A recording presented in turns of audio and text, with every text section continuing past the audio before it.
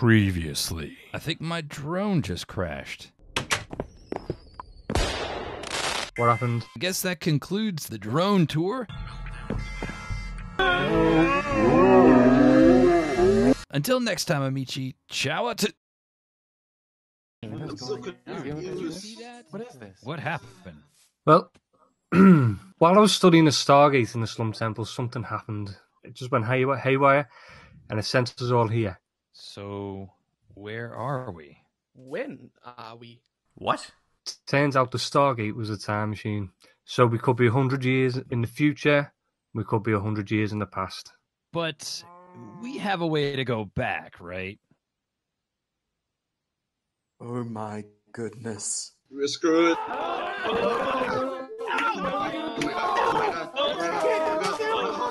Hey, everybody, calm down. This isn't as bad as it seems. How? We're stranded in the middle of nowhere with no access to anything. How is this not horrible? Because the server's been through worse. Look, we all thought the same way when Diamond City was overrun. We had to abandon everything we'd ever known and loved to survive. And for a long time, we thought we were done. But we weren't. We pushed on. We pulled ourselves out of the ashes and built new lives and a whole new city. And eventually, we returned to Diamond City and took it back. We survived back then, and we'll survive now. Sure, it'll be a lot of hard work, but we can set up a new city, one just as good as Diamond City or Red Star. We're the Diamond Society, for Pete's sake. Are we really gonna let some stupid little temporal anomaly break us? Heck no. Besides, what's the worst that could happen?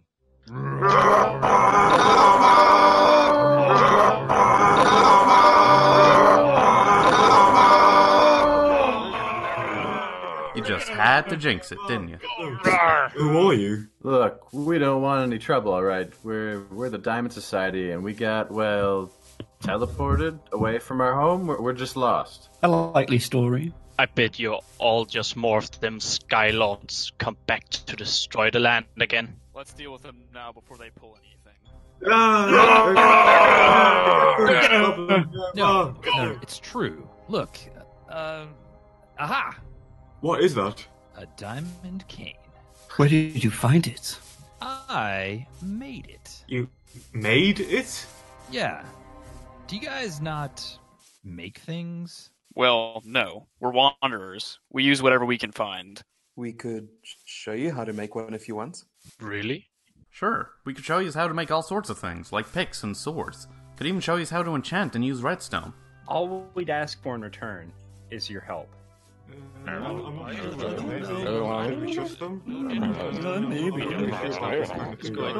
Sure, I'll help you. Me too. Me three. You can't be serious. It's better than just getting into another fight, I suppose. Yeah. Let's work together. Yeah. You can do this. If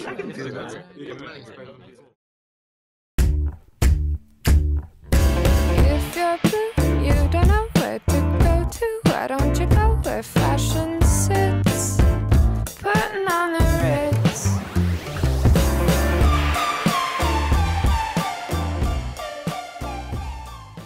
What's up, guys, and welcome to Diamond Society Season 3. Yeah. I'm so hyped!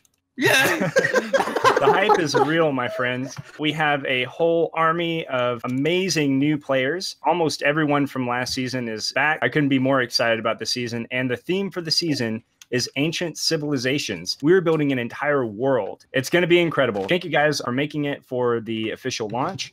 And does anyone have anything else? Diamond Society for life, baby. Yeah. Bring it on. Yeah. Boy. Get wood on 3. 1, 2, 3. Get wood. It's time to get wood? Yeah, baby. Time to get wood. I already got that. I've had wood all day waiting for this. Wow. It is season 3, man. Season 3 has begun. And, man, what a huge new roster. I think we've added somewhere between 10 and 15 people to the roster of the Diamond Society. And as Coop said, this season, the theme is ancient civilizations.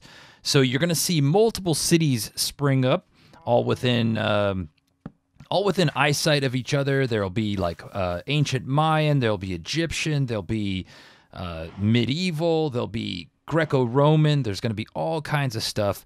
And the idea is to have multiple cities that are all kind of linked together in no particular way, really kind of contained by biomes, and it should be pretty sweet. So it's going to be a great chance to exercise everybody's different kind of build styles because and still keep everybody together. So not to kind of force everybody to try their hand at skyscrapers. Now, last time in Red Star, there was a bunch of different districts, but everybody kind of gravitated to what they were most comfortable doing.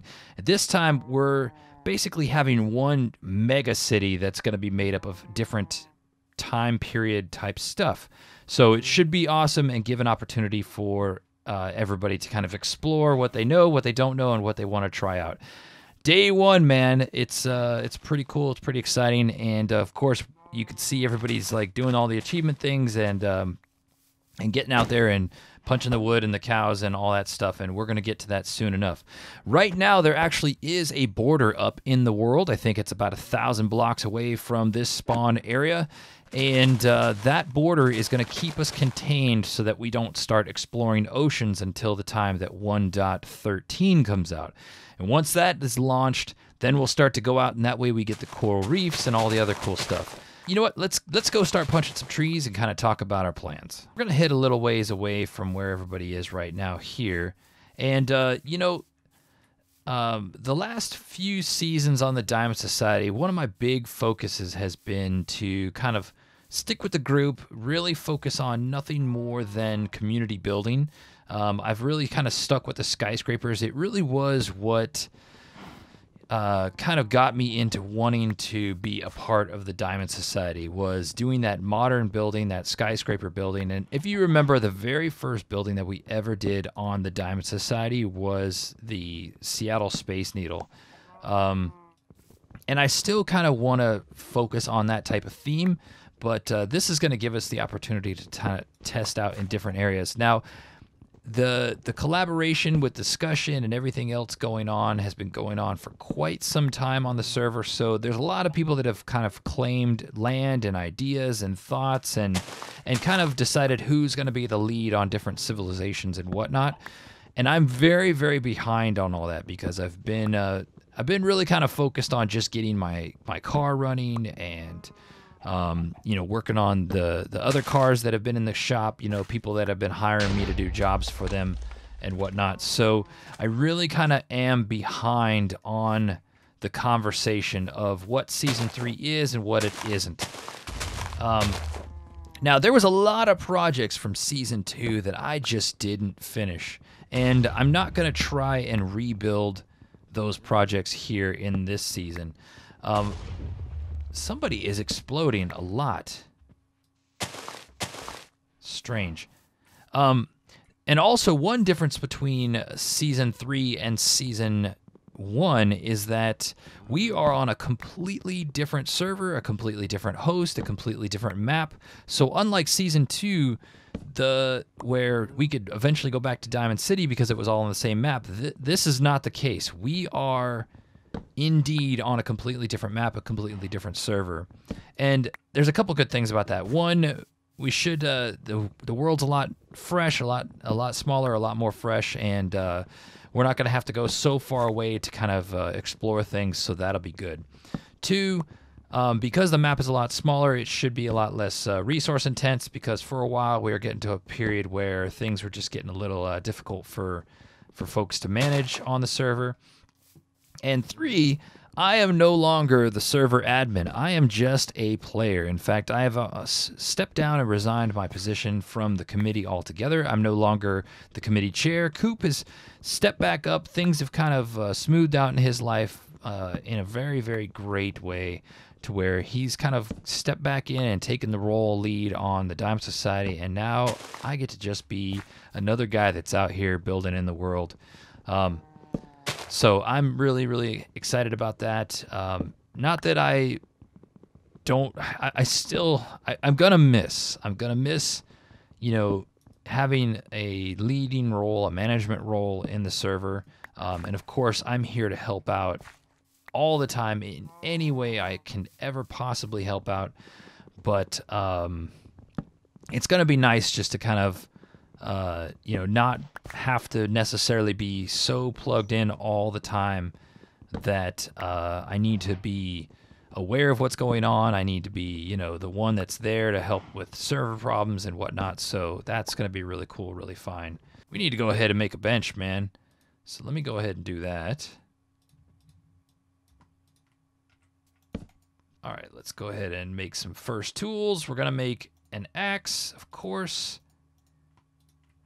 Oh, yeah. So we got our first logs and hogs. Oh, in fact, let's make a pickaxe. And then let's get some stones and start upgrading ourselves. What's happening? Okay. There's going to probably be, for the first day or so, there's probably going to be a little bit of lag while everybody kind of gets situated and oriented and whatnot. So we're going to have to deal with that. But it is perpetual day. I'm going to see if they can change that. And yeah, I'll be right back. And then I think we're going to head underground. I see a little cave over here with some coal sitting straight out. So we're going to head over there. Hi, chicken. All right. It looks like Bug Watcher just came on. Bug Watcher is Crafting Mantis's camera account. My clouds aren't moving either. Oh, well, maybe that has to do with the day cycle. Okay, so let's go ahead and get this first piece of coal. Nice. Take some stone. This isn't a cave like I thought it would be, but we're going to go ahead and get enough stone to make our pickaxe, our axe, and we'll go ahead and get a furnace going. All right, got the furnace, pickaxe, axe, and pickaxe. Perfect. All right. All kinds of good stuff. Achievements unlocked. This is not a cave. I want to find a natural cave to go in. But before we do, let me get some of this lovely, lovely hamburger, and then we'll head underground. Hi, guy. Now, I think mob heads are on again this season, as well as player heads, I believe. So there should be the opportunity to get those things. I don't know if there's going to be any kind of special incentive or anything cool with collecting them. What's up, Hodag? But that should be cool and funky fine to be able to find those and collect those. Oh, this is a cool little hole. Sweet. All right, I see some spruce over this way. Let's kind of head over that and see what kind of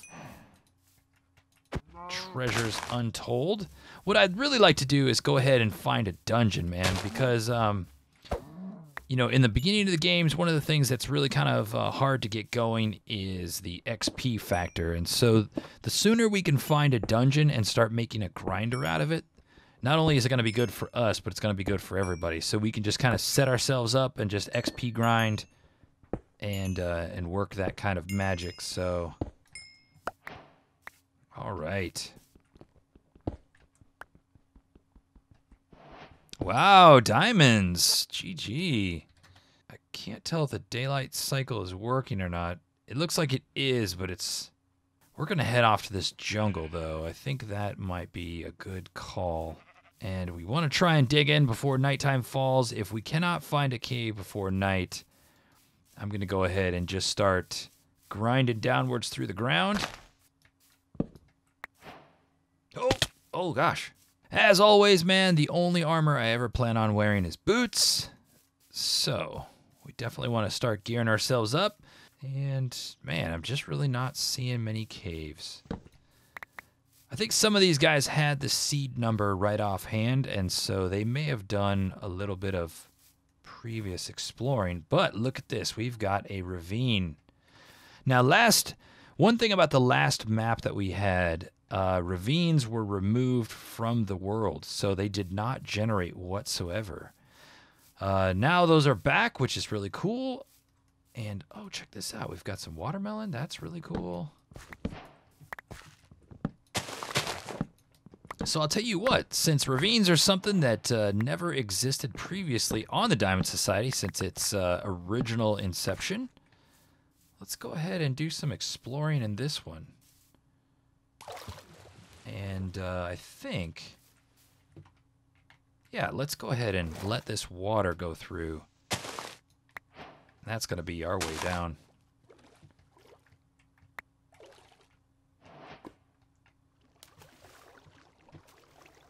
Right on, dude. Get our first pieces of iron here that we can go ahead and smelt up and start our first set of iron tools. One more piece of iron is all we need, BC. And there we go. Now look at this. The water found a cave for us. Excellent. And since it's flooded out, it should be a lot safer. Plus, there's so many people online right now. That's going to make it a little extra safe. Let's follow the light. Let's follow the light. Keep going down, following the light. Again, we're on the hunt for a dungeon. That is going to be the pay dirt, ladies and gentlemen. So let's talk a little bit about where I've been and why no video games. You know, working on cars really is one of my first and true loves. Yeah, I've talked a lot of times about just being an artist. Let me make some, you know what, let me make some things because I'm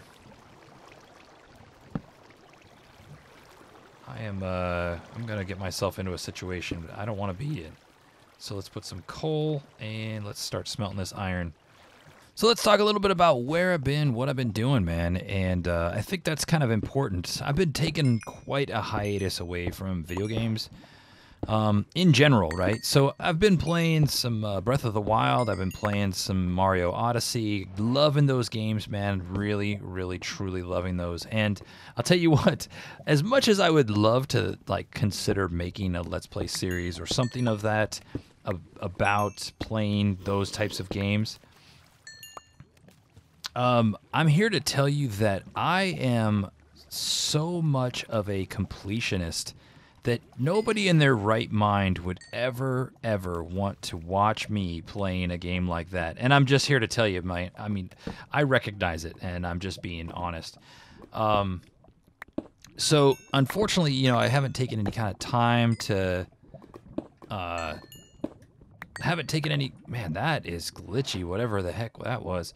So I haven't taken any time to, you know, record any of me playing those kinds of games. I've just been enjoying them, and I've actually, some time ago, my daughter and I got Breath of the Wild for the Wii U. This was way before we ever had a Switch in the house, and when we did that, we actually went through and we completed the game. Now, we did it fairly well. I mean, we were very happy with the results and how we completed the game. Since that time, Breath of the Wild has released a DLC that I went ahead and purchased. I think it cost like $20.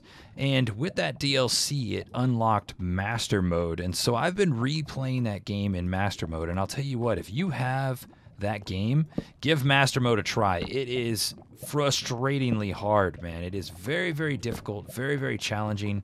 It's pretty insane, but man, the gameplay is just so much more fun, and it really makes you be cognizant and aware of your surroundings and how you're using your tools and how you're managing your inventory. So that said, I've been kind of playing that from time to time, but you know, why? It's funny how like a lot of times, you know, people will not do one thing, but they'll do another thing. And so in my example is, you know, I'm not playing video games, but I'm playing, you know, but I'm working on cars and I'm making videos about that. And so I know I'm guilty of it in the past. It's like people say, oh, I don't have time. I can't do this. I don't have time. I can't do that. And it's like, yeah, but you're doing all these other things. And, you know, I used to be one of those people that would be a little bit hypocritical of that kind of situation.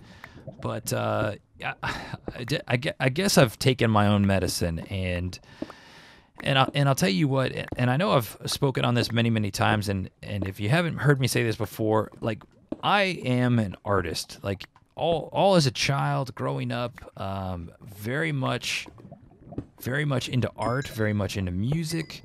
very much into creating, sculpting.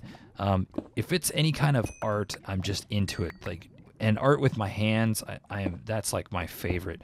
When I was a senior in high school, I actually did very, very well academically going up through my high school years. And so when it came to my senior year, I had so many credits that I took 4 art classes my senior year per semester. So like, or not 4, I took 3. So I took 3 art classes at one time. So at any given day, I was in art for 3 hours a day. And that's where my passion lies. And that's where it's always been.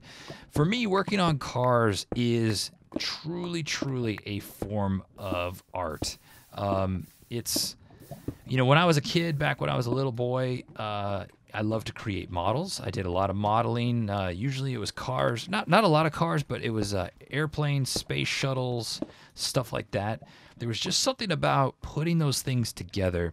And the times that I did build cars, I typically would take several models and build one kind of crazy machine out of them. So even at an early age, I was just really into like the whole fabrication and just doing something different, thinking outside the box and trying to create something out of nothing. And building cars is very much an art for me. It's just on a very grand and expensive scale. So, okay,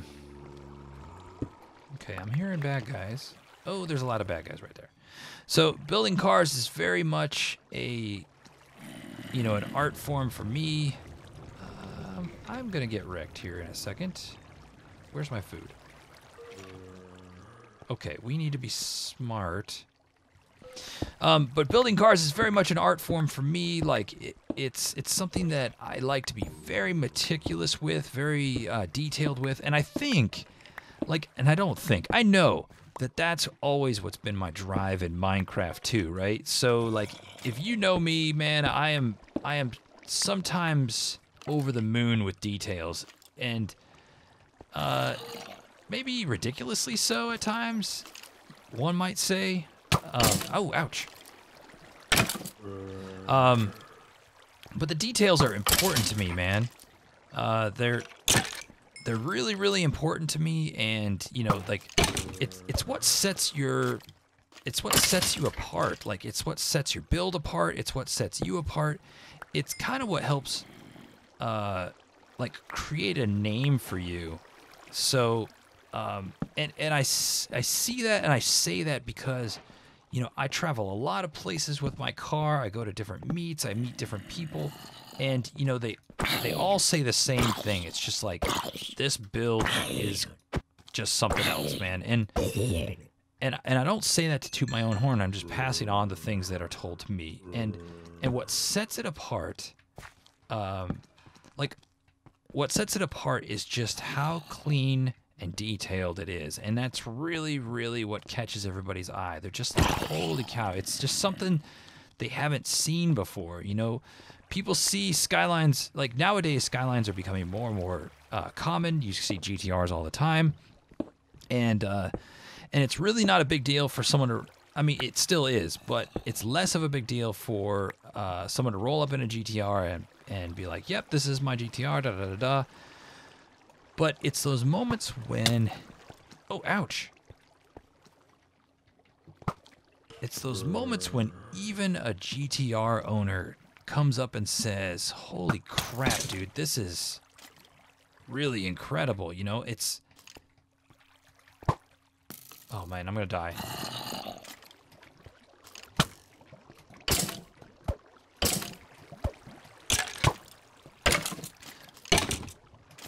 I can't talk and chew bubblegum. Oh.